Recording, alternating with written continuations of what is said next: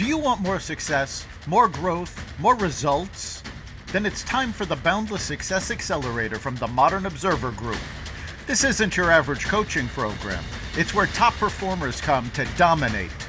Weekly group sessions, on-demand coaching, a community that's got your back, and a power-packed library of tools to supercharge your business and career. No more excuses, no more waiting. Get in, level up, and start building the life you've been dreaming about. Visit us at modernobserver.com/boundlesssuccess to join today. Let's get you to the next level.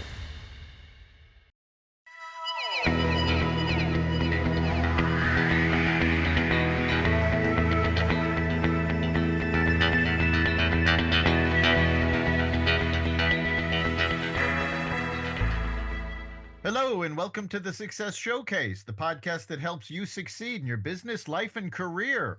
I'm your host, Eric Lopkin from the Modern Observer Group, and with me, as always, is Chip Janiszewski from the Happiness and Success GPS. Chip, how you doing this week? I'm doing great, Eric. Making my own sunshine on a rainy day today. There you go. I am doing amazing.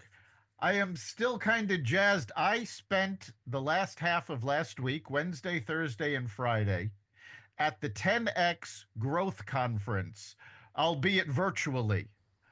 This was an amazing conference. Every speaker was a multimillionaire or a billionaire, and they were telling us how they got where they are. Some of these folks were household names: Eric Trump, Martha Stewart, Ryan Reynolds, Mike Rowe. Some were venture capitalists. But what was really amazing was that, with one exception, Eric Trump, every one of them started with nothing. They weren't born in it. They earned their money, all in different fields. And some of the things these folks are doing now that they've actually made their money is absolutely phenomenal. Two of them bailed out a biotech that was working on a cancer treatment. Had the biotech failed, the treatment would not have come to light. It's now known as Lutrita, and it's available. And they're finding it treats all sorts of cancers. Two of them are working on separate projects to bring education to the underprivileged, one here in the US, another one overseas. It is absolutely amazing what these foundations that these guys have put together are doing. And they're all working hard, and they've all taken their money and put it to good causes to achieve more, not just for themselves, but for people in general. And I think, as inspiring as that was, I think it's also a fantastic segue into our guest today, Rhonda Peoples. You may have heard about the dangers of microplastics. It's been in the news. A recent study showed not only do these things cause heart disease, but they're also now linked to dementia. Well, Rhonda is part of a brand new company that is helping to combat that. So welcome, Rhonda. Thank you. Thank you. I'm very excited, Eric. I appreciate and I'm just honored by the invitation. Oh, we're lucky to have you. So tell us a little bit about yourself, your background, and how you got involved in this. Well, my name is Rhonda Peoples, and I am a CRO for a company called Green Matter Biotech. And I've been with the company for a few years now. I come from the world of sales. I was in the automotive industry for 22 years, and then I went out on my own and created my own businesses and coaching and training and development of people. I am really focused on making a difference for other people by who I'm being in the world. And I really have it that people learn how to be fulfilled and create self-love in the presence of me. So everything that I do is really focused around that. So getting involved in Green Matter Biotech was just an automatic. We really focused on bioplastic, commercializing bioplastic innovations. And that is a massive, massive difference that we could make just by doing our little part in the world. So I'm excited about that. Fantastic. Now, I mentioned a little bit about bioplastics, but tell our listeners what exactly microplastics are. Well, microplastics are just small, I mean, like just what it says, microplastics from drinking, from eating, from the use of plastic, right? I'm not a scientist, so I'm not going to get into the science world of it all, but it's the remnants of, right? Using the plasticware that we use. Every single thing that we do is plastic. So if you kind of imagine some of the degrading or the slough off of plastic that we inhale, that we digest, it is in the air as we walk through the world today because there is so much plastic out there in the world. And so what happens is that gets inside of our bodies, inside our bloodstream, and really some of our arteries. There's a lot of new research happening about the discovery of microplastics inside human beings. Yeah, it is actually a little frightening. Recent studies have shown if you take all of the microplastics that a person ingests in a single day, it comes out to be the size of a credit card. Mhm. I started using that in my conversation, Eric, so that people could really like grasp that because we all have credit cards, right? We all are Yep. pretty familiar with the credit card, right? And so when you stop and think about that showing up in your body every single day, that really brings some realistic emotions forward about what's going on.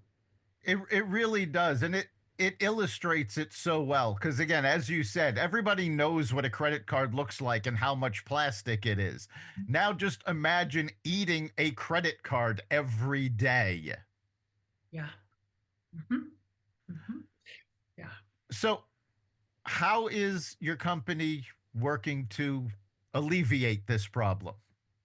Well, we're doing our little part, and our little part is getting involved.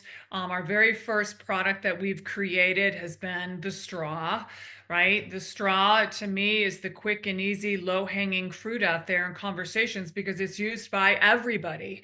And we know that plastic pollution is a huge deal, especially in our oceans. So I live in South Carolina. I lived in Florida for a while. So I've come from, a place to where the beaches are just filled with straws and filled with plastic that is, literally rolling out into our ocean. So we are in that arena of we've already created a product that is a straw. We're already created a product that is a utensil that actually degrades once it is put into a bio environment, which means it needs to be in dirt and it needs to have the heat and some humidity or some water, right? Where it's in that environment and then it will literally start to degrade. So we're creating products that degrade in a year or two, as opposed to 5, 6, however, hundreds of years, a lot of this plastic takes to degrade. We're literally walking around in generational plastic pollution. So, a big part of what you guys have to do is building awareness. Yeah. Obviously, this is a product that it's new to people. They don't necessarily know the dangers. I mean, we've been talking about them, but there's still a large percentage of the population that doesn't know about microplastics. How are you getting the word out and how are you doing education? Well, what we're doing about that is really taking on going out into social media and having conversations and getting into networking environments and having those conversations and getting with different companies and having those conversations and collaborating with other people that are out there already starting the initiatives.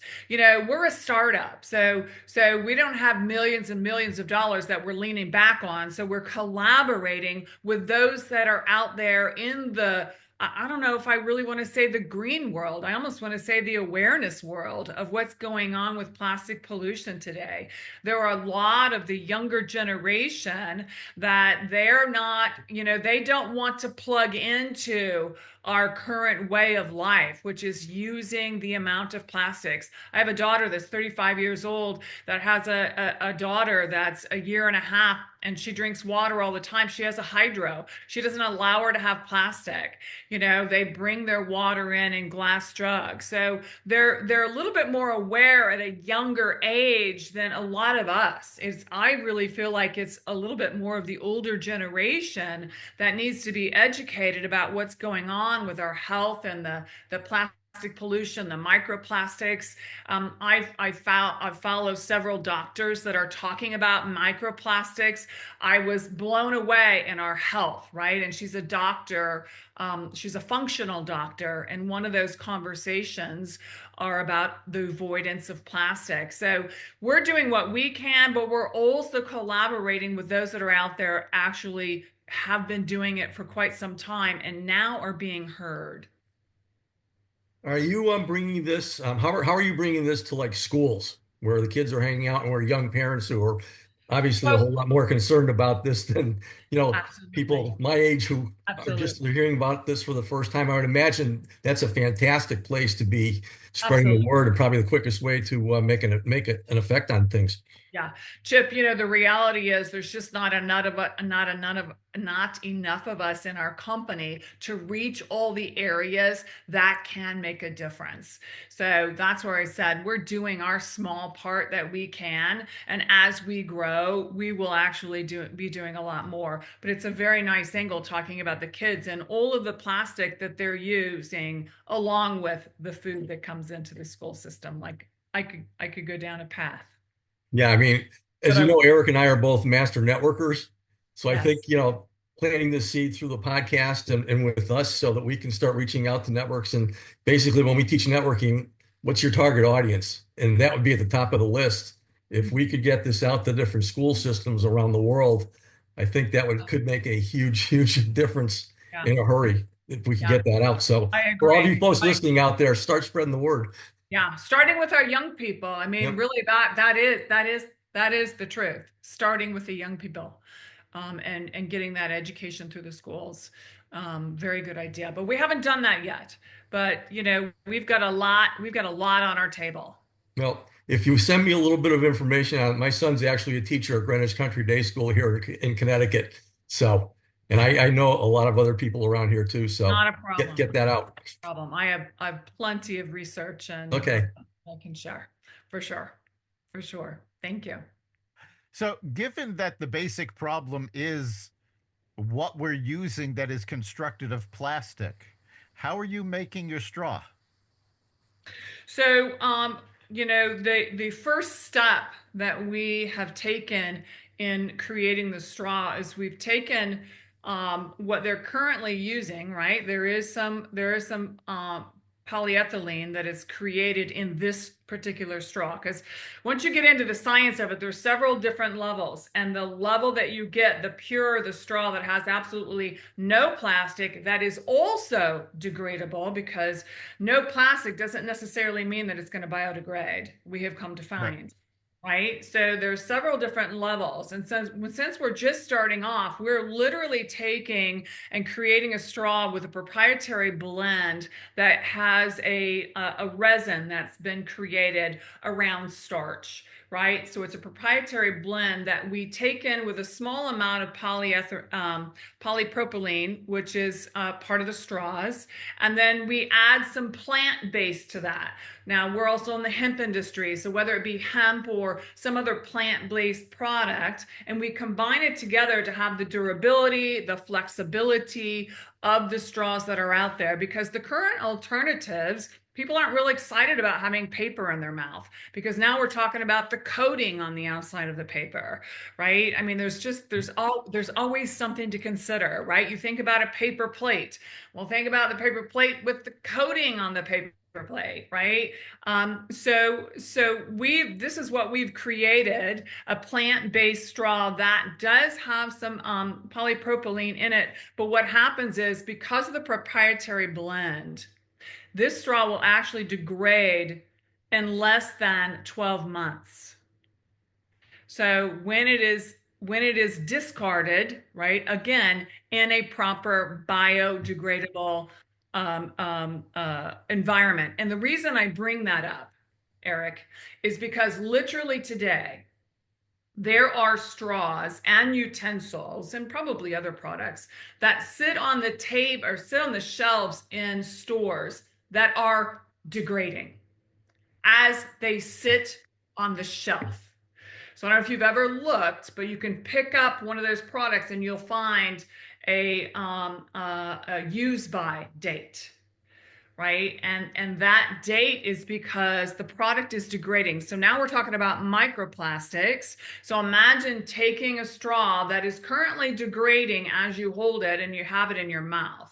Right, you just increased the opportunity for microplastics. So this is how we're starting. We want to end up eventually to where the straw is totally home compostable, and I don't mean and industrially compostable, but definitely home compostable, where you can literally throw it out in your garden or your composting. They've got a lot of composting products that you can buy now pretty inexpensively. Go to Aldi's and get one for like $50 that you can put your plasticware in and start with your straws. Excellent. Yeah, you did bring up a good point. You know, the plastic tableware and things like that. They have that use by date because that's where the microplastics are coming from. As they degrade, they're emitting these microplastics. So if you take one of these, especially past the use by date, but even, you know, if you're close to it, you're ingesting those microplastics as you eat. Another problem with all of these is there was just a very interesting story done by John Stossel, who was actually following up on a story he did a number of years ago, where approximately 90% of the plastics that we think we are recycling never get recycled. You're putting them in the recycling bin, they go to the plant can't handle them, they're separated out, and they're just thrown in the garbage. Yeah, there's about 380 million tons of plastic being used per year. 50% of those are single use plastic. And you know, they say, which I think is a pretty high number, that incinerated or recycled plastic is about 28%. I hear probably around 8 or 9% on the recycled side. And then the what's left, the 70 to 80%, is either mismanaged or uncollected or has literally gone into a landfill.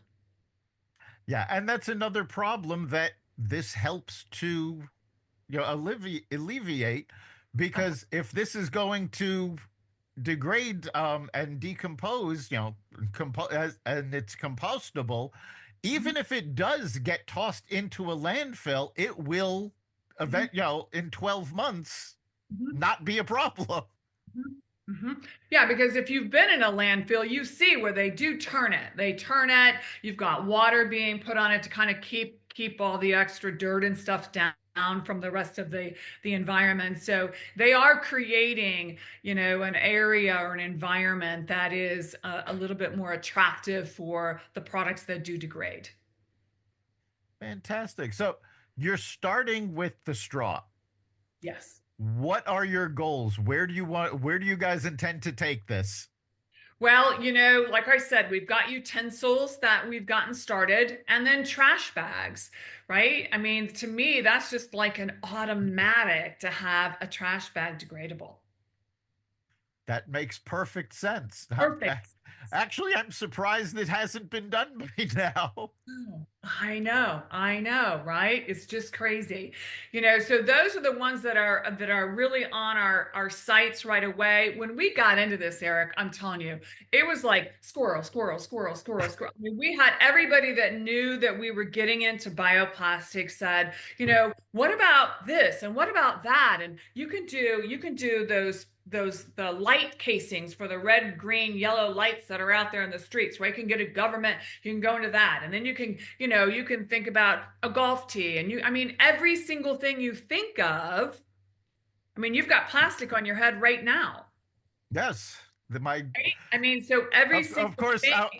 our listeners can't see that, but I have headphones on that Yes. I use to produce the podcast. Absolutely, absolutely. So the world is our oyster, and we had our manufacturer really say, look, okay, you guys have got to be really focused, right? Otherwise, you're not going to get anything done. So we've started with the straws, we've got the utensils, we've got the trash bags, and we have our eyes set on batteries. Now, that's a little bit further down the line, but it is extremely doable and one use medical devices.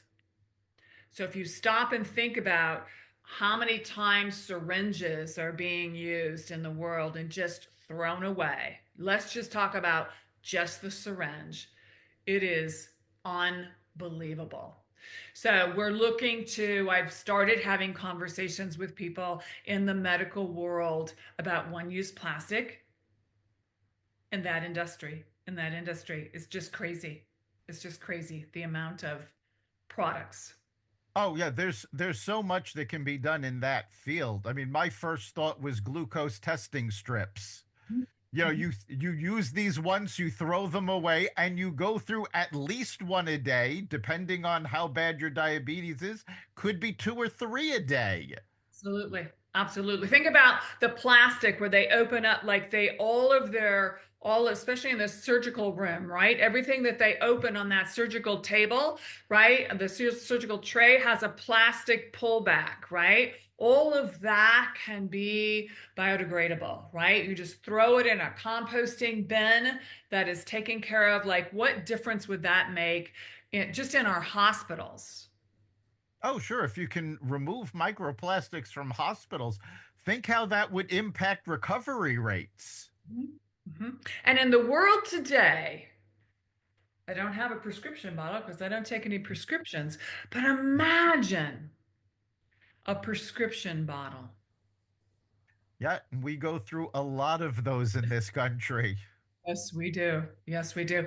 But that's what's on our horizon. Our horizon are the straws, the utensils, the trash bags, the one-use medical, and then getting into batteries.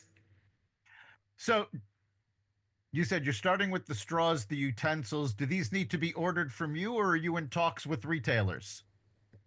They can actually be ordered through me at this time. We're working on getting on Amazon and eBay. That is definitely right in our sites, but reaching out to me and having a conversation with me and getting that set up. I actually have a distributor in Europe that has just picked up a couple of months ago 7 million straws, and he's about ready to pick up another 5 million. He just put an order in. And he works through myself, but he distributes in Europe. Fantastic. Mhm. Mhm. Yeah. So Rhonda at greenmatterbiotech.com is my email, and that's how you can get a hold of me. Want to have a conversation, want to know what it looks like, just reach out to me. I'm always open for conversations. Excellent. So we've still got so far to go, but imagine if everything you're talking about actually takes place, hopefully fairly soon. What would be your moonshot? What was the thing that you might have talked about in a meeting, but you're not even close to even looking at yet? The batteries. The batteries. Yeah, with the way the world is going today, the big batteries that they're using inside these electric cars. Oh, yeah. I mean, there have been studies shown the construction of these batteries and then disposing of them causes more environmental damage than the Yes, gas guzzling cars do. yes, absolutely, absolutely, So, yes, absolutely. imagine making those batteries out of something green. I mean, that's it. That's That's, it. Like, we'd be singing to the heavens.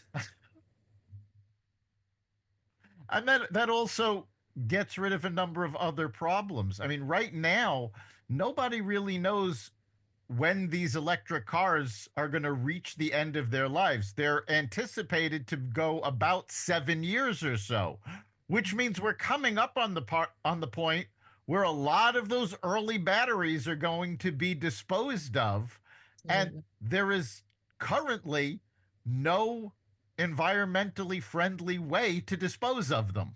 Correct. Correct. It's a huge problem. Obviously, this is your business, but you talk about it with such passion. When did you first get interested in the environment and health? How did you get exposed to this in the first place? So it's an interesting question, Eric. So about 4 years ago, maybe, yeah, about 4 years ago, I was a sales coach and trainer, and I was actually in the dental industry at the time.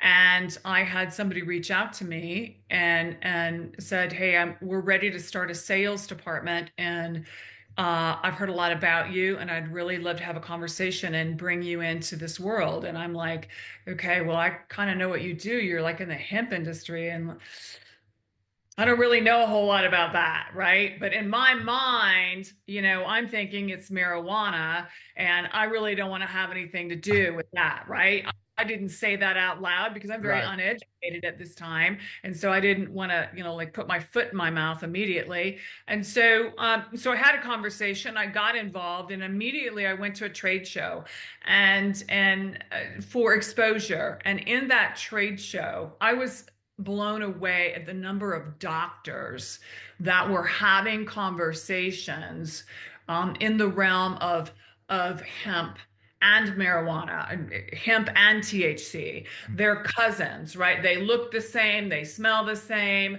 but one has a very low grade THC, less than 0.3%, and that's the hemp industry. So you could smoke it all you want, and you'd probably die of smoke inhalation before you ever get stoned. I've literally had people ask me if they used one of our hemp straws, if they would get stoned. And so it is an education, that's how I came into it.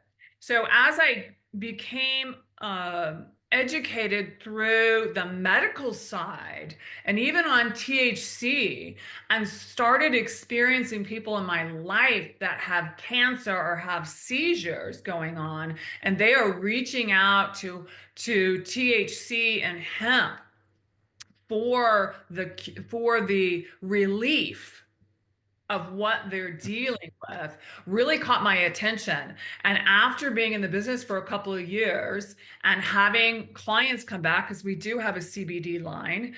And so I would have clients come back to me and they would say, like, "I've left my pain management center. I no longer use them. I'm using your gel caps," right? When that started happening and I started talking to more and more people about the difference that hemp or THC is making in their life, I became a believer. And then as I become educated, because again, I came from absolutely nothing as far as background. And as I became more aware of the environment and more aware of the actual health risks that we're dealing with as we stand in a plastic pollution crisis, it became very evident to me that it's my passion because, I'm very passionate about my health now. I'm at the age where the last probably 10 years, I've become very aware of how old I am, what's going on in my life, what's happening in my life, what environment am I in on a regular basis. And so it all kind of folds together as an awareness of not just what am I putting in my mouth, but where am I at in the world? And what am I just ingesting by just being in the world? Yeah, that's so important. And there is so much misinformation. And so, just to clarify for our listeners, there is a big difference between hemp and marijuana. It is not the same plant. Hemp was actually originally used to make paper products, to make all sorts of things. Close. And yeah, clothes, certainly. It was used as any other plant based material could be. There was no danger of getting high. Again, the THC level is incredibly low. So, when you hear it's got hemp in the straw, it's like, no, you're not going to be able to get high off of the straw, no matter how hard you try. And I think that's something that, people need to understand, is that the two are very different. Very much so. All But right. both of them make a difference medically, right? For health. Yes. They do make, I even back THC because of the medical difference that it has made in individuals' lives that I personally know. Yeah, the medical research that's been done on both of them is absolutely amazing. And we're just now seeing results because nobody had studied this for decades. So now we're starting to understand what's possible. Endocannabinoid system just founded probably 4 or 5 years ago, and it's inside of us. We have an endocannabinoid system which houses both the hemp and the THC. Again, I'm not a doctor, so I'm probably not saying it correctly, but it has made a difference when that is off, when that level is off. What starts to happen is you start seeing these immune diseases that are coming along. A lot of the new things that we are hearing about come from the imbalance that we have inside our endocannabinoid system. So take a look it up. It's real. Yes, definitely take a look. We are actually coming up on the end of our time. So, Rhonda, if they want to get more information, where can they look? They can look on greenmatterbiotech.com, which is our website. They can reach out to myself at Rhonda, RHONDA, at greenmatterbiotech.com. That's my email. You can find us on LinkedIn and Facebook. Green Matter Fantastic. Biotech. Thank you, Eric. All right. So, Chip, what do you think is the big takeaway for our listeners today? Well, I really have two words. Number one, plain and simple, is awareness of the crisis of microplastics. It's something that I did not know about until you told us that we were having Rhonda on as a guest. And I'm sure there's a lot of people out there that are saying, wow. And obviously, awareness gets people into action. Number two is reality. On your website, which you can mention what the website is again, but you actually have a history of hemp on the website. And a lot of reality is misconceptions and debunking misconceptions about a lot of different things. So something that was perceived as being very, very bad, that once was perceived as being very, very good, and your site tells all about that. It's so, so important. And obviously, you're looking to talk to people, to invest into this, and to help you get the word out and so on and so forth. So your contact information is out there, and I hope and I encourage all of you folks out there to help make a difference like Rhonda is. Thank you so much. Yeah, I think for me, the big takeaway is education. Learn what you're ingesting, what you're eating, what you're using. There are so many different things that happen to the environment, to your health, to your mind and heart, from things we've taken for granted for decades. So keep learning, find out about these things, and then take action. All the knowledge in the world isn't going to help you if you don't act on it. So thank you for being with us, Rhonda. You've been listening to the Success Showcase. You can catch every episode at xvadio.com, the Apple Podcasts app, YouTube, Rumble, Spotify, iHeartRadio, Audible, Amazon Music, and wherever you find podcasts. Remember, make this your best week ever and make next week even better. We'll see you then.